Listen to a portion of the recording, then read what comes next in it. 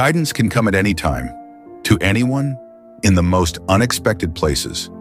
Sometimes it arrives through hardship, sometimes through a single sentence that touches the heart, or through an unplanned encounter. But once it knocks, life will never be the same. Just like what happened to a young woman from England, a beautiful woman of Jamaican-English descent who once called herself an atheist. She lived in darkness, searching for meaning in life, until Allah showed her the way home. Her name is Aisha Mercedes.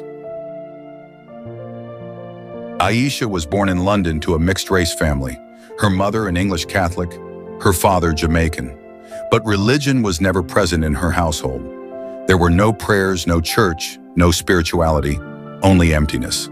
And from a young age, Aisha learned to live with it.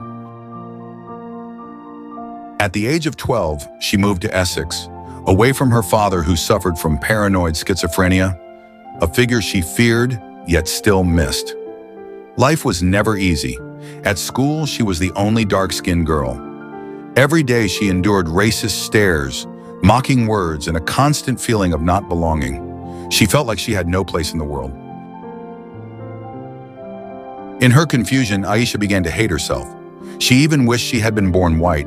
She blamed her own identity. She lost her sense of self. It reached a point where she considered ending her life. The world felt too heavy, and Aisha was on the verge of giving up. But her life began to shift when she discovered rap music, street music that became her escape. Through it, she met a Muslim rapper. This man didn't just talk about music, but also about Islam. "I've been talking to you for a long time," he once said, "but your heart was closed." Aisha ignored him. One day, a shop owner gave her a Quran. "Take it," he said. "Ask Allah." Aisha accepted it but left it untouched, sitting in a dusty corner of her room, until the night everything changed. She received a phone call. Her father had been stabbed 8 times, robbed and left bleeding. When Aisha arrived at his flat in London, police tape surrounded the building. She wasn't allowed in. She called his phone. A stranger picked up. "This is your father's phone," he said. Her heart shattered. In shock and sorrow, Aisha returned to Essex. She cried, broken, and for some reason that night she picked up the Quran. She opened it. She prayed, "Ya Allah, take away this pain." And in that moment, for the first time, she felt something, a warm sensation crawling gently from her feet to her chest. It calmed her. It soothed her troubled heart. Aisha stopped crying. In the silence of the night, she felt like a gentle voice whispered, "Don't be afraid. I am here." It was the first time she had ever prayed to Allah. The days that followed brought her closer to the truth. A friend told her about the punishment of the grave, not even about hellfire, just the torment in the narrow darkness of a grave. Aisha was terrified. She realized she could die and she wasn't ready. Her friend then took her to a hijab shop on Green Street.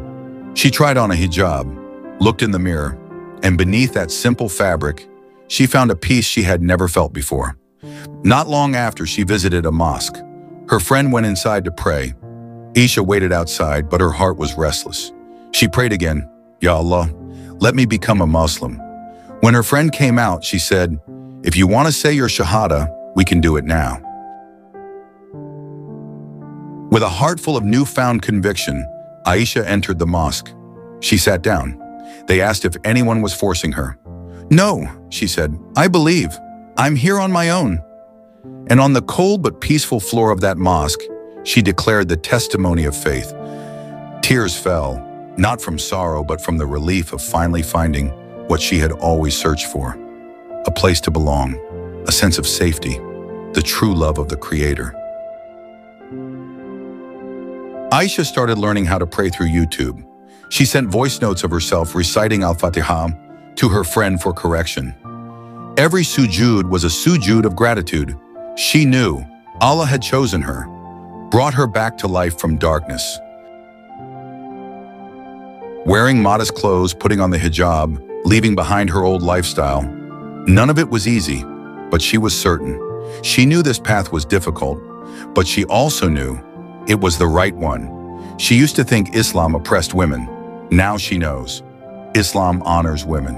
It gave her dignity, purpose, direction.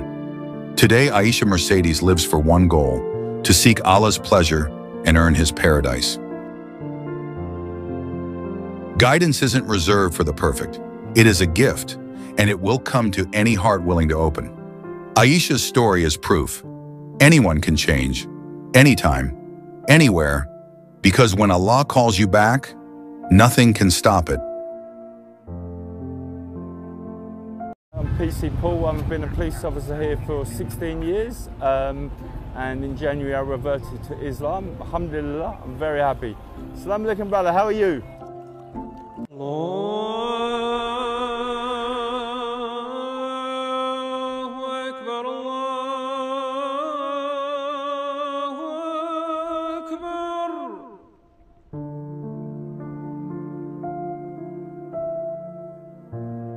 Amid the wave of secularization and the declining interest in religion across Europe, there is one country that is unexpectedly experiencing a spiritual awakening.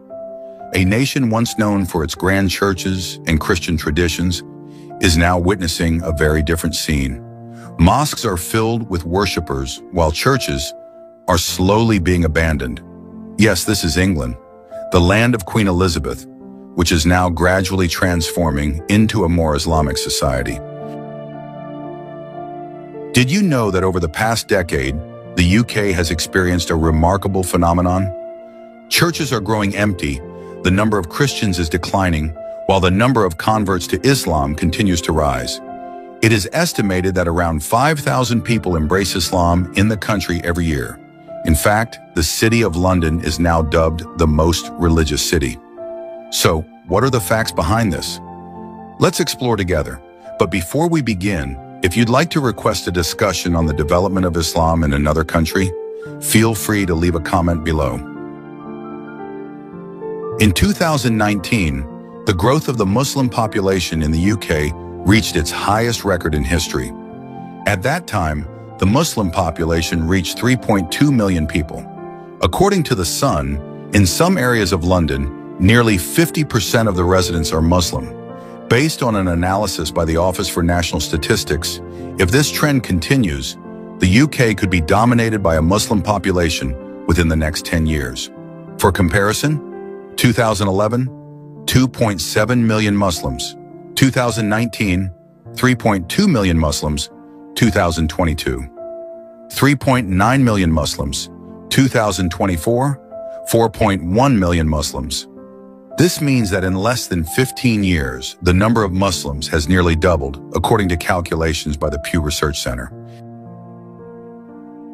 Quoted from SaudiGazette.com in an article titled, "Britain Becoming More Islamic, Mosques Full, Churches Empty," it is stated that the face of Britain is becoming increasingly Islamic.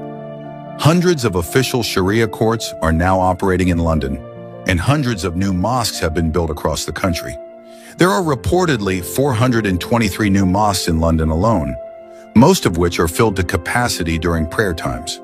In contrast, many churches are now empty and lack congregants. For example, St. George's Church in East London, which has a capacity of 1,230 people, was only attended by 12 worshippers during the Eucharist celebration. Meanwhile, St. Mary's Church, with a capacity of 1,000 people, was attended by only 20 congregants. Before we move on to London, now dubbed the religious city, let's take a look back at the history of Islam's arrival in Britain. Islam first entered Britain in the 18th century, brought by sailors from the Bengal region of India. However, the presence of Muslims had already begun to be seen as early as the 16th century during the reign of Queen Elizabeth I. At that time, as England was shunned by the Catholic Church of Europe, Queen Elizabeth established trade and political relations with several Islamic nations, such as Morocco, the Ottoman Caliphate, and the Persian Empire. Over time, Muslim diplomats, merchants, musicians, and translators came and settled in London. Then between the 18th and 19th centuries, waves of Muslim immigrants from South Asia, especially from Pakistan, India, and Bangladesh, further strengthened the presence of Islam on British soil. Today, we are witnessing how several churches have been converted into mosques. For example, the Clayton Heights Methodist Church, built in 1870, was closed in 2022 and transformed into a mosque. Hyde United Church was turned into Medina Mosque. St. Peter's Church was also converted into Medina Mosque after being purchased by the Muslim community. What's equally inspiring is the contribution of the Indonesian Muslim community. In the Neasden area of North London, Indonesian residents purchased a former church and transformed it into the Indonesian Islamic Center. The building, worth 27.2 billion rupiah, was officially inaugurated as a mosque on December 4th, 2022. This mosque has become a hub for religious activities, moderate Islamic outreach, and also strengthens religious diplomacy between Indonesia and the United Kingdom. However, the transformation of churches into mosques has certainly sparked both support and opposition. Some see it as a loss of historical value, but we cannot ignore the reality that the number of Christians in the UK continues to decline. According to the 2021 census, the number of Christians in England dropped below 50% for the first time in history. In 2011, 59.3%. In 2021, only 46.2%. Meanwhile, the Muslim population rose to 6.5% of the total population. Today, London is known as the most religious city in the UK. This became even more evident when Sadiq Khan, a Muslim, was elected as the mayor of London. He made history as the first Muslim mayor in Western countries and was even elected for 3 consecutive terms. Sadiq Khan is known as a human rights lawyer and an advocate against discrimination. He has become a symbol of London's diversity, liberalism, and cosmopolitan spirit. Muslim life in London is now rich and vibrant. Mosques like the London Central Mosque are always bustling with worshippers. Social, cultural, and religious outreach activities continue to grow. During Ramadan, the city transforms into a spiritual atmosphere. Mosques are packed and restaurants stay open until midnight.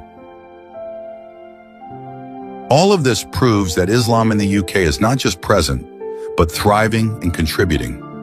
This is why many refer to London as the most religious city in Europe. May this information broaden our understanding and strengthen our faith. Don't forget to leave a comment and like this video if you'd like us to discuss the growth of Islam in other countries.